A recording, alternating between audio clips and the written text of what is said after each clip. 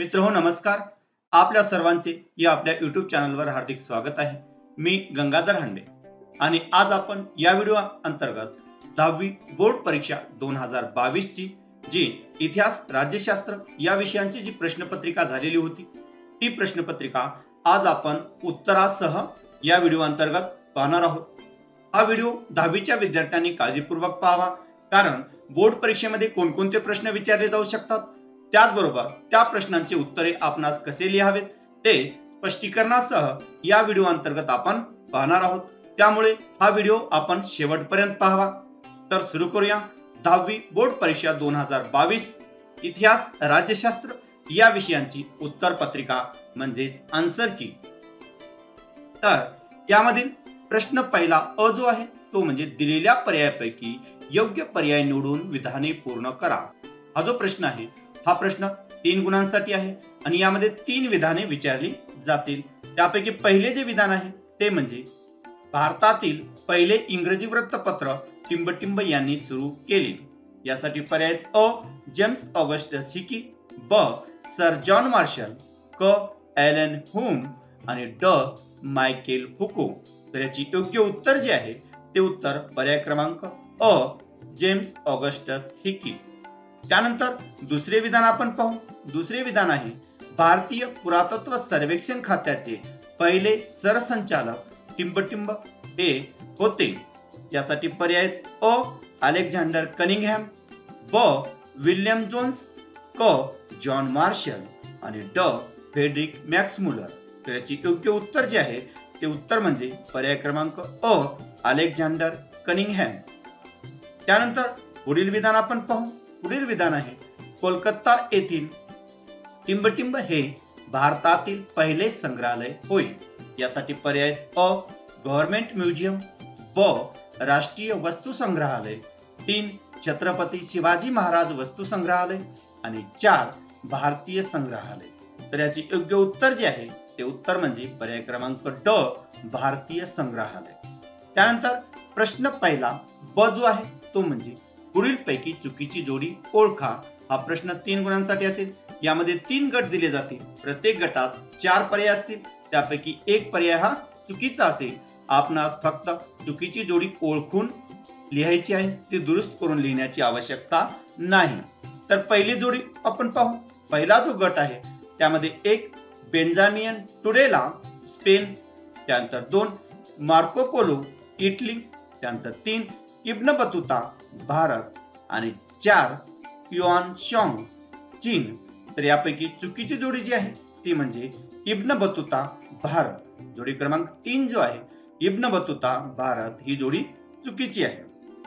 त्यानंतर दुसरा जो गट आहे, दुसरा गट आहे त्यामध्ये 1 मल्लखांब शारीरिक कसरतीचा खेळ, ब कबड्डी मैदानी खेळ, 3 आईस हॉकी साहसी खेळ आणि 4 आट्यापाट्या बैठे खेळ. तर यापैकी चुकीची जोडी आहे ती म्हणजे आट्यापाट्या बैठे खेळ. त्यानंतर तिसरा जो गट आहे त्यामध्ये 1 James Augustus Hicky Bengal Gazette, 2 Balshastri Jambhekar Darpan, 3 Bhau Mahajan Gyanodaya आणि 4 लोकमान्य बाळ गंगाधर टिळक केसरी. तर यापैकी चुकीची जोडी जी आहे ती म्हणजे जोडी क्रमांक 3 भाऊ महाजन ज्ञानोदय. त्यानंतर प्रश्न दुसरा अ जो आहे तो म्हणजे दिलेल्या सूचनेनुसार कृती करा. यामध्ये पहिल्या जो कृती आहे ती म्हणजे इतिहास विषयातील संबंधित कोशांच्या संदर्भातील पुढील कालरेषा पूर्ण करा. या ठिकाणी काही रिकाम्या जागा दिलेल्या आहेत त्या आपणास पूर्ण करावयाच्या आहेत. तर त्या अशा असतील. इसवी सन 1876 मध्ये भारतवर्षीय प्राचीन ऐतिहासिक कोश, त्यानंतर 1932 मध्ये भारतवर्षीय प्राचीन चरित्रकोश, त्यानंतर 1937 भारतवर्षीय मध्ययुगीन चरित्रकोश, 1946 भारतवर्षीय अर्वाचीन चरित्रकोश आणि 1969 प्राचीन भारतीय स्थलकोश. त्यानंतर दुसरी कृती आपण पाहू. दुसरी कृती आहे पुढील संकल्पना चित्र पूर्ण करा. तर यामध्ये विदेशी मैदानी खेळ, आपण 4 विदेशी मैदानी खेळ लिहायचे आहेत. तर ते असे असतील. त्यामध्ये 1 टेबल टेनिस, त्यानंतर 2 हॉकी, त्यानंतर 3 बॅडमिंटन, आणि चौथा जो विदेशी मैदानी खेळ आहे तो म्हणजे क्रिकेट. त्यानंतर पुढील संकल्पना चित्र जे आहे ते आपणास पूर्ण करावायचे आहे. तर ते संकल्पना चित्र असे आहे. त्यामध्ये मूर्त सांस्कृतिक वारसा जो आहे तो आपणास लिहायचा आहे. या ठिकाणी 4 वारसा आपणास लिहायचे आहेत. तर त्याचे जे उत्तर आहे त्यामध्ये प्राचीन स्थळे, त्यानंतर दुसरा आहे हस्तलिखिती, त्यानंतर तिसरा आहे वस्तू आणि चौथं जे आहे ते म्हणजे वास्तू. त्यानंतर प्रश्न दुसरा ब जो आहे तो म्हणजे टिपा लिहा. हा प्रश्न 4 गुणांसाठी असेल. यामध्ये 3 टिपा दिल्या जातील. त्यापैकी आपणास कोणत्याही 2 टिपा लिहायच्या आहेत. तर पहिली टिप आपण पाहू वंचिताचा इतिहास. तर याचे उत्तर 1. समाजाने ज्यांना सर्व अधिकारापासून वंचित ठेवले, उपेक्षित ठेवले अशा समूहाच्या इतिहासाला वंचिताचा इतिहास असे म्हणतात. त्यानंतर दुसरा मुद्दा मार्क्सवादी इतिहास लेखनाच्या परंपरेतून वंचिताचा इतिहास लिहिण्याची परंपरा सुरू झाली. त्यानंतर तिसरा मुद्दा इटालियन तत्वज्ञ अँटोनियो ग्राम्ची यांनी इतिहास लेखनाची सुरुवात समाजाच्या तळाशी असलेल्या सर्वसामान्य लोकांपासून करण्याची कल्पना मांडली. त्यानंतर चौथा जो मुद्दा आहे तो म्हणजे भारतात महात्मा फुले व डॉक्टर बाबासाहेब आंबेडकर यांच्या लेखनात वंचिताच्या इतिहासाचा विचार दिसून येतो. लोक परंपरा हे वंचिताच्या इतिहास लेखनाचे एक महत्वाचे साधन मानले जाते. अशा प्रकारे 2 गुणांसाठी कोणते 2 मुद्दे लिहिणे आपणास अपेक्षित आहे. त्यानंतर पुढील टिप आपण पाहू. पुढील टिप आहे व्हॉल्टेअर. तर याचे जे उत्तर आहे ते म्हणजे व्हॉल्टेअरच्या मते इतिहास लेखनासाठी एक वस्तुनिष्ठ सत्य आणि घटनांचा कालक्रम योग्य असायला हवा. त्यानंतर दुसरा मुद्दा तत्कालीन समाजाच्या परंपरा, शेती, व्यापार व अर्थव्यवस्था यांचा विचार होणे आवश्यक आहे. त्यानंतर तिसरा जो मुद्दा आहे तो म्हणजे या त्यांच्या मतामुळे इतिहासाची मांडणी करताना मानवी जीवनाचा सर्वांगीण विचार व्हायला हवा. हा नवीन विचार पुढे आला म्हणून व्हॉल्टेअर याला आधुनिक इतिहास लेखनाचे जनक असे म्हटले जाते. त्यानंतर पुढची जी टिप आहे ती म्हणजे लुव्र संग्रहालय. तर याचे उत्तर 1. 18व्या शतकात पॅरिस येथे स्थापन झालेल्या लुव्र संग्रहालयाला फ्रेंच राजघराण्यातील व्यक्तींनी त्यांच्या कलावस्तू भेट दिल्या. त्यानंतर 2. जगप्रसिद्ध इटालियन चित्रकार लिओनार्दो दा विंची यांनी रेखाटलेले मोनालिसाचे चित्रही या संग्रहालयात आहे. त्यानंतर तिसरा जो मुद्दा आहे तो म्हणजे नेपोलियन बोनापार्ट यांनी आपल्या स्वाऱ्याच्या दरम्यान अन्य राष्ट्रातून आणलेल्या कलावस्तू या संग्रहालयात ठेवल्याने या येथील कलावस्तूंचा संग्रह वाढला आहे. आणि चौथा जो मुद्दा आहे तो म्हणजे सध्या या संग्रहालयात अश्मयुगीन ते आधुनिक काळातील सुमारे 3,80,000हून अधिक कलावस्तू आहेत. त्यानंतर प्रश्न तिसरा जो आहे तो म्हणजे पुढील विधाने सहकारण स्पष्ट करा. हा प्रश्न 4 गुणांसाठी असेल आणि यामध्ये कोणती 2 विधाने आपणास सहकारण स्पष्ट करावायचे आहेत. तर पहिले विधान जे आहे ते आपण पाहू. आपण आपला नैसर्गिक आणि सांस्कृतिक वारसा जपला पाहिजे. तर याचे उत्तर जे आहे ते म्हणजे भारताला संपन्न असा नैसर्गिक आणि सांस्कृतिक वारसा लाभलेला आहे. हा वारसा आपण जपला पाहिजे कारण 1. आपल्या ऐतिहासिक वास्तू, किल्ले, ठिकाणे ही भावी पिढ्यांसाठी मार्गदर्शक आहेत. त्यानंतर दुसरा मुद्दा या ऐतिहासिक वारसामुळे आपल्याला प्रेरणा व स्फूर्ती मिळते. त्यानंतर तिसरा मुद्दा विविधतेने नटलेल्या भारतात अनेक नद्या, पर्वत, जंगले, अभयारण्य, समुद्र किनारे आहेत व ते पाहण्यासाठी हजारो पर्यटक परदेशातून येतात. त्यानंतर चौथा जो मुद्दा आहे तो म्हणजे भारतीय नृत्य, साहित्य, विविध कला, तत्वज्ञान यांचा अभ्यास करण्यासाठी जगभरातील लोक भारतात येतात. हा सांस्कृतिक ठेवाही आपण जतन केला पाहिजे. त्यानंतर दुसरे जे विधान आहे ते म्हणजे वर्तमानपत्राला इतिहास या विषयाची गरज पडते. तर याचे जे उत्तर आहे ते म्हणजे 1. एखाद्या बातमीचा सविस्तर आढावा घेताना वर्तमानपत्रांना तिचा भूतकाळ शोधावा लागतो, आकलन करून घ्यावे लागते. त्यानंतर दुसरा मुद्दा वर्तमानपत्रात काही सदरे अशी असतात की ती इतिहासावर आधारलेली असतात. अशा सदरातून भूतकाळातील आर्थिक, सामाजिक राजकीय घटना आपणास समजतात.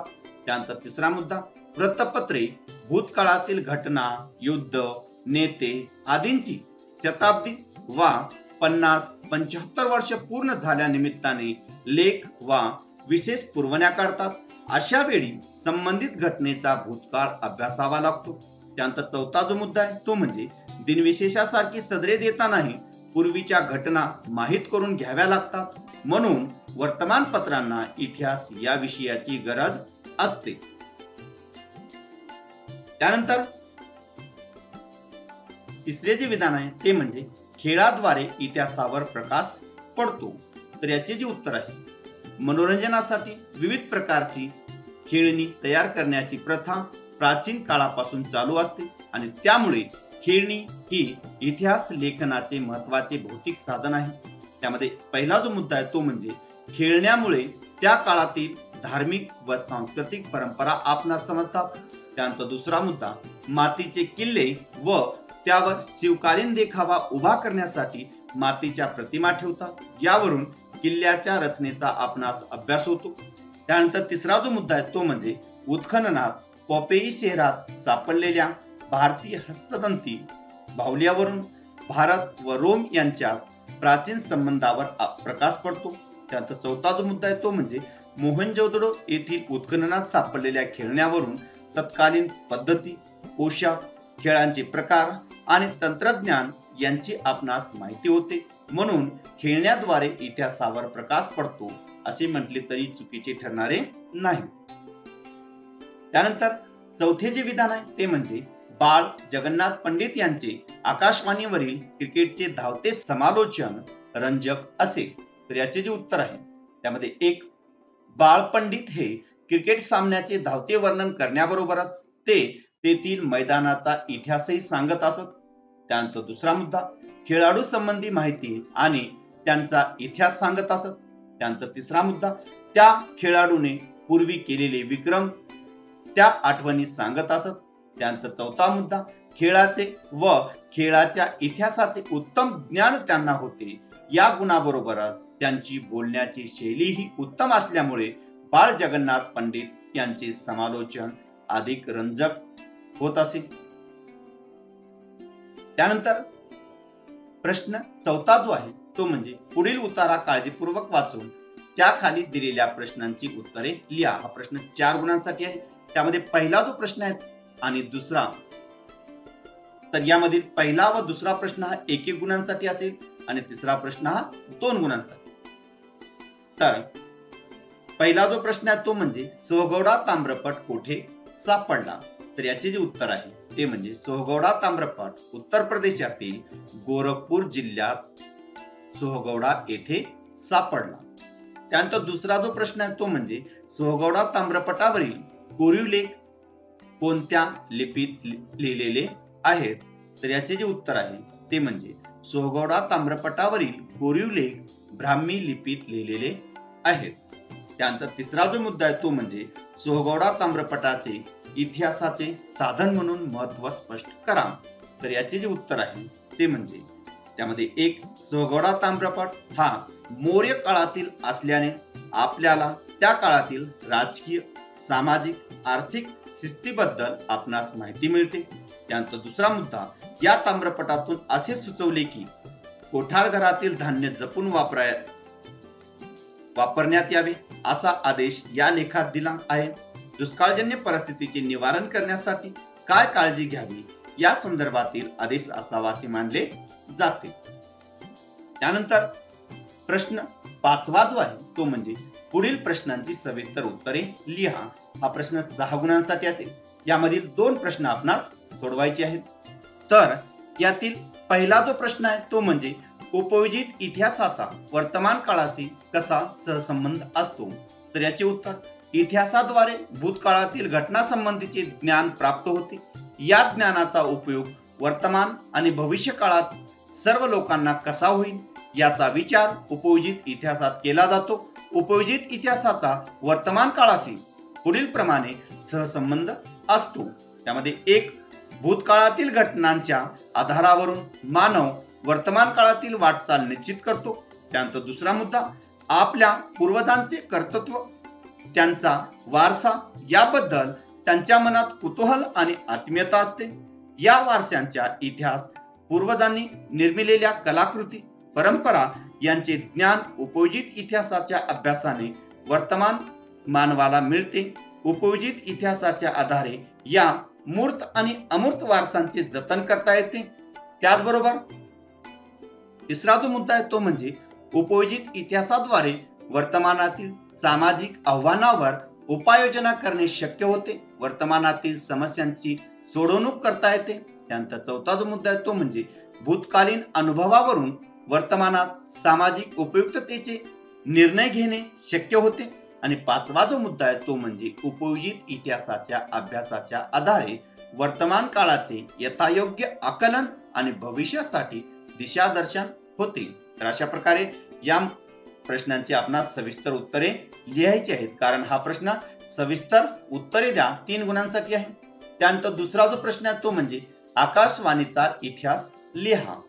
तर याचे जे उत्तर आहे त्यामध्ये एक, स्वातंत्र्यपूर्व कालखंडात 1924 मध्ये इंडियन ब्रॉडकास्टिंग कंपनी म्हणजेच IBC या नावाने दर दिवशी कार्यक्रमाचे प्रसारण करणारे एक खाजगी रेडिओ केंद्र सुरू झाले.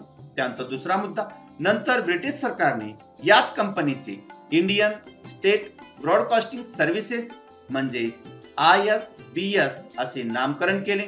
त्यानंतर तिसरा जो मुद्दा आहे तो म्हणजे 8 जून 1936 मध्ये या कंपनीचे नामकरण ऑल इंडिया रेडिओ म्हणजेच AIR, या ठिकाणी थोडीशी प्रिंट मिस्टेक झालेली आहे, एन झालेला आहे, AIR असे करण्यात आले. त्यानंतर चौथा जो मुद्दा आहे, भारत स्वातंत्र्य झाल्यानंतर AIR भारत सरकारच्या माहिती व प्रसारण खात्याचा एक भाग झाले. त्यानंतर पाचवा मुद्दा, सुरुवातीला शासकीय कार्यक्रम व उपक्रमाची माहिती देणारे अधिकृत केंद्र असे ऑल इंडिया रेडिओचे स्वरूप होते. त्यानंतर पुढील मुद्दा, ख्यातनाम कवी पंडित नरेंद्र शर्मा यांच्या सूचनेनुसार आकाशवाणी हे नाव दिले गेले. सातवा मुद्दा, आकाशवाणीतर्फे विविध मनोरंजनपर, प्रबोधनपर व साहित्यिक मूल्य असणारे कार्यक्रम प्रसारित केले जाऊ लागले. त्यानंतर आठवा मुद्दा, विविध भारती या लोकप्रिय रेडिओ सेवेद्वारे 24 भाषा आणि 146 बोली भाषांमध्ये कार्यक्रम सुरू झाले. अलीकडच्या काळात खाजगी रेडिओ सेवेद्वारे देखील सुरू झालेले आहेत, उदाहरणार्थ रेडिओ मिर्ची इत्यादी. अशा प्रकारे आकाशवाणीचा इतिहास आपण लिहू शकतो. त्यानंतर पुढील प्रश्न जो आहे तो म्हणजे मैदानी खेळ व बैठे खेळ यांच्यातील फरक स्पष्ट करा. तर याचे उत्तर, अगोदर आपण खेळ म्हणजे काय ते आपण लिहावे. मनोरंजन व शारीरिक व्यायाम यासाठी केली जाणारी कोणती कृती म्हणजे खेळ होय. खालील मुद्द्याच्या आधारे आपण मैदानी खेळ व बैठे खेळ यातील फरक आपण जाणून घेऊया.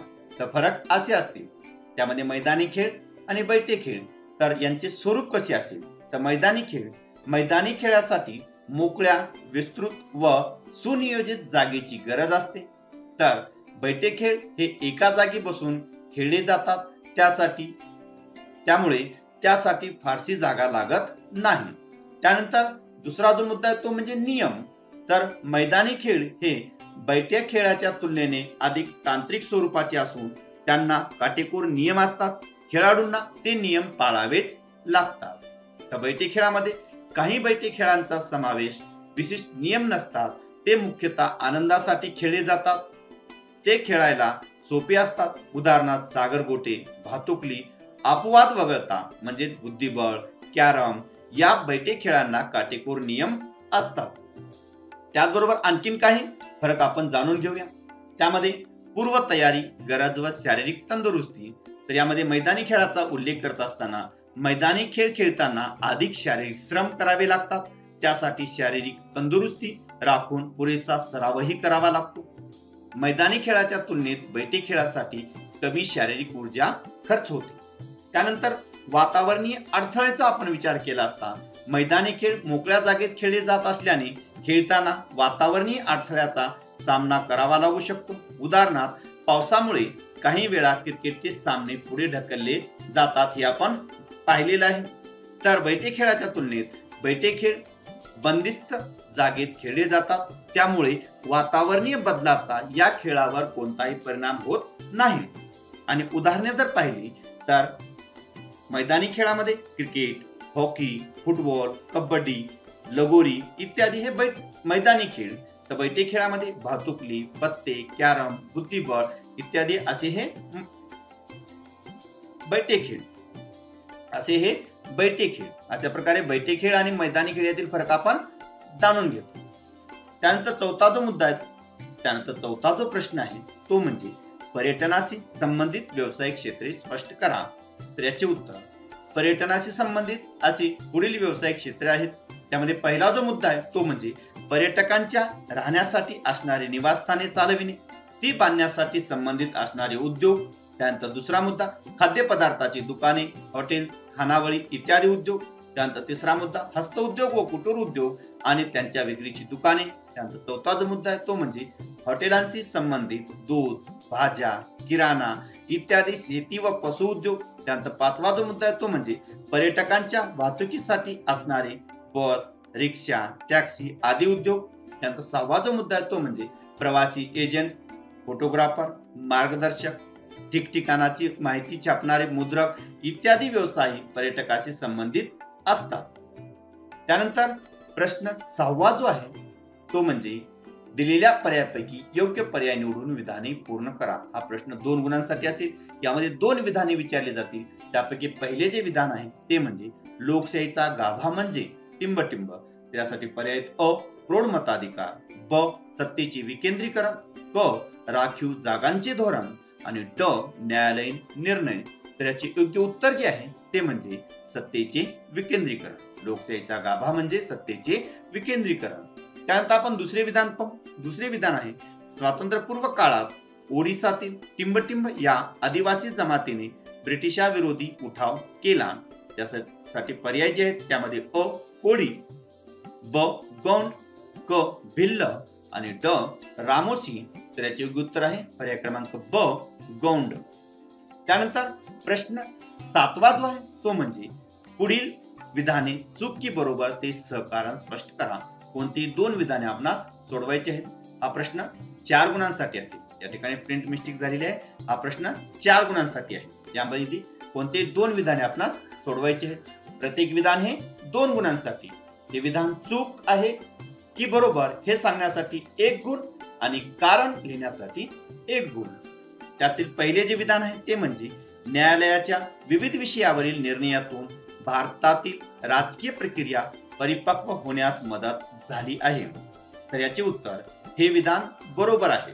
कारण संविधानाचा अर्थ लावताना संविधानाची मूळ उद्दिष्टे आणि संविधानकारांचे हेतू यांना न्यायालयाने नेहमीच प्राधान्य दिले आहे. त्यानंतर दुसरा जो मुद्दा आहे तो म्हणजे सामाजिक न्याय व समता या उद्दिष्टांच्या दिशेने प्रगती करण्यात न्यायालयाने महत्वपूर्ण निर्णय दिले. त्यानंतर तिसरा मुद्दा संविधानातील तरतुदीमध्ये बदल करण्याचा अधिकार मान्य करतानाच तिच्या मूळ चौकटीला धक्का लागणार नाही अशी भूमिका घेतली. त्यामुळे वरील विधान हे बरोबर आहे. त्यानंतर दुसरे जे विधान आहे दुसरे विधान एखाद्या घटक राज्यात केव्हा व किती टप्प्यात निवडणुका घ्यायच्या हे राज्य सरकार ठरविते. तर याचे जे उत्तर आहे हे विधान चूक आहे. कारण त्यामध्ये एक निवडणुकांचे संपूर्ण संचालन करण्याची जबाबदारी निवडणूक आयोगाची असते. त्यानंतर दुसरा मुद्दा राज्य सरकारवर ही जबाबदारी टाकल्यास सरकार पक्ष पद्धती धोरण अवलंबेल. त्यानंतर तिसरा मुद्दा म्हणून संविधानाने ही जबाबदारी पार पाडण्यासाठी स्वतंत्र निवडणूक आयोगाची स्थापना केली आहे. त्यामुळे एखाद्या घटक राज्यात केव्हा व किती टप्प्यात निवडणुका घ्यायच्या हे निवडणूक आयोग ठरविते. त्यामुळे वरील विधान चूक आहे. त्यानंतर तिसरे जे विधान आहे तिसरे विधान आहे ग्राहक चळवळ अस्तित्वात आली. तर याचे जे उत्तर आहे हे विधान बरोबर आहे. कारण एक अर्थव्यवस्थेतील बदलांचा आणि बदललेल्या समाज व्यवस्थेचा ग्राहकावर परिणाम होत असतो. त्यानंतर दुसरा मुद्दा भेसळ, वस्तूच्या वाढलेल्या किमती, वजन मापातील फसवणूक, वस्तूंचा कमी दर्जा पण अधिक किमती इत्यादी सारखे अनेक समस्या ग्राहकांना तोंड द्यावे लागते. त्यानंतर तिसरा मुद्दा अशा फसवणुकीपासून ग्राहकांचे संरक्षण करण्यासाठी 1986 साली ग्राहक संरक्षण कायदा अस्तित्वात आला. त्यानंतर ग्राहकांना आपल्या हक्काची जाणीव व्हावी व त्यांचे संरक्षण व्हावे म्हणून ग्राहक चळवळ अस्तित्वात आली. त्यानंतर पुढील जो प्रश्न आहे तो म्हणजे प्रश्न 8वा अ. पुढील संकल्पना स्पष्ट करा. कोणती एक संकल्पना आपणास स्पष्ट करायची आहे. या ठिकाणी 2 संकल्पना दिल्या जातील आणि हा प्रश्न 2 गुणांसाठी असेल. त्यामध्ये पहिली जी संकल्पना आहे ती म्हणजे बहुपक्ष पद्धती. याचे जे उत्तर आहे त्यामध्ये एकाच पक्षाच्या हाती दीर्घकाळ सत्ता व अन्य पक्ष प्रभावहीन असल्यास ती एक पक्ष पद्धती म्हणतात. त्यानंतर दुसरा मुद्दा, राजकारणात 2 पक्ष प्रभावी व सत्ता आलटून पालटून या 2 पक्षाच्या हाती असते तिला द्विपक्ष पद्धती म्हणतात. आणि तिसरा मुद्दा, सत्ता स्पर्धेत अनेक पक्ष असतात व त्या सर्वांचाच प्रभाव असतो ती बहुपक्ष पद्धती होय. आणि चौथा जो मुद्दा आहे तो म्हणजे भारतात बहुपक्ष पद्धती आहे. त्यानंतर पुढील जी संकल्पना आहे ती म्हणजे जलक्रांती. तर याचे जे उत्तर आहे त्यामध्ये राजस्थान सारख्या वाळवंटी प्रदेशात डॉक्टर राजेंद्र सिंह राणा यांनी नद्या पुनर्जीवित केल्या. त्यानंतर दुसरा मुद्दा, तरुण भारत संघ ही संघटना स्थापून शेकडो गावामध्ये जोहड म्हणजेच मातीचे बंधारे घालून नद्या अडवल्या. त्यानंतर तिसरा मुद्दा, देशभर पदयात्रा काढून जलसंवर्धन, वन्यजीवन संवर्धन, नद्या पुनर्जीवित करणे अशा मोहिमा राबविल्या. त्यानंतर चौथा मुद्दा, डॉक्टर राजेंद्र सिंह राणा यांनी देशभर 11,000 जोहड बांधले. सतत 31 वर्षे केलेल्या या जलक्रांतीमुळे त्यांना भारताचे जलपुरुष या नावाने ओळखले जाते. त्यानंतर प्रश्न 8वा ब जो आहे तो म्हणजे दिलेल्या सूचनेनुसार कृती करा. कोणतीही एक कृती आपणास करावायची आहे. हा प्रश्न 2 गुणांसाठी असेल. त्यामध्ये पहिली जी कृती आहे, पुढील ओघ तक्ता पूर्ण करा. या ठिकाणी मतदान संघाची निर्मिती आणि शेवटचा मुद्दा मतमोजणी दिलेले मधले मुद्दे आपणास 4 मुद्दे आपणास भरावायचे आहेत. तर याची उत्तर असे असेल, मतदार संघाची निर्मिती, त्यानंतर मतदार याद्या निश्चित करणे, त्यानंतर उमेदवाराकडून नामांकन पत्र व छाननी, त्यानंतर निवडणुकी प्रचार आणि त्यानंतर प्रत्यक्ष मतदान आणि शेवटी मतमोजणी. त्यानंतर पुढील संकल्पना चित्र आपण पाहू. पुढील आकृतिबंध आपणास पूर्ण करावायचा आहे. तर आकृतिबंध असा आहे, महाराष्ट्रातील प्रादेशिक पक्ष. तर याचे उत्तर त्यामध्ये 1 शिवसेना, त्यानंतर 2 भारतीय बहुजन महासंघ, त्यानंतर 3 शेतकरी कामगार पार्टी आणि 4 महाराष्ट्र नवनिर्माण सेना. अशा प्रकारे महाराष्ट्रातील हे प्रादेशिक पक्ष आहेत. या व्यतिरिक्त महाराष्ट्रातील आणखीन काही प्रादेशिक पक्ष आहेत ते पण आपण लिहू शकता. यापैकी कोणतेही 4 जरी आपण लिहिले तरी आपणास 2 गुण प्राप्त होतील. त्यानंतर शेवटचा जो प्रश्न आहे तो म्हणजे प्रश्न 9वा. पुढील प्रश्नांची थोडक्यात उत्तरे लिहा. कोणत्याही एक प्रश्न आपणास सोडवायचा आहे. हा प्रश्न 2 गुणांसाठी असेल. त्यामध्ये पहिला जो प्रश्न आहे तो म्हणजे न्यायालयाने दिलेल्या कोणकोणत्या निर्णयामुळे महिलांच्या सन्मान व प्रतिष्ठेची जपवणूक झाली आहे. तर याचे उत्तर 1 वडिलांच्या व पतींच्या संपत्तीत महिलांचा समान वाटा, हुंडा प्रतिबंधक कायदा, लैंगिक अत्याचारापासून संरक्षण देणारा कायदा, घरगुती हिंसाचार प्रतिबंधक कायदा अशा काही महत्वपूर्ण तरतुदींनी महिलांना त्यांचे स्वातंत्र्य जपण्यास आणि स्वतःचा विकास साधण्यास अनुकूल वातावरण निर्माण केले. त्यानंतर दुसरा मुद्दा, 73व्या व 74व्या घटना दुरुस्तीने स्थानिक शासन संस्थेमध्ये 33% जागा महिलांसाठी राखीव ठेवल्या. हे प्रमाण महाराष्ट्रासह अन्य काही राज्यामध्ये 50% पर्यंत वाढवण्यात आले आहे. त्यानंतर तिसरा मुद्दा, महिलांसाठी राष्ट्रीय महिला आयोग स्थापन करण्यात आला. राज्यामध्येही राज्य महिला आयोग आहे. त्यानंतर चौथा जो मुद्दा आहे तो म्हणजे घरगुती हिंसाचारापासून महिलांना संरक्षण देणारा कायदा हे लोकशाहीकरणाला पोषक असलेले महत्वाचे पाऊल आहे. त्यानंतर पुढील जो प्रश्न आहे तो म्हणजे चळवळीला खंबीर नेतृत्वाची गरज असते. तर याचे जे उत्तर आहे ते उत्तर 1 चळवळीला नेतृत्व असते. त्यानंतर 2 नेतृत्वामुळे चळवळ क्रियाशील राहते. त्यानंतर तिसरा मुद्दा, नेतृत्वामुळे चळवळीचा हेतू, कार्यक्रम, आंदोलनात्मक पवित्रा याविषयी निर्णय घेता येतात. त्यानंतर चौथा जो मुद्दा आहे तो म्हणजे खंबीर नेतृत्व असेल तर चळवळ परिणामकारक होते, ज्यामुळे चळवळीला खंबीर नेतृत्वाची गरज असते. तर मित्रहो, अशाच प्रकारे 10वी इयत्तेसाठी महत्त्वपूर्ण व्हिडिओ पाहण्यासाठी चॅनलला नक्कीच सबस्क्राईब करा. धन्यवाद.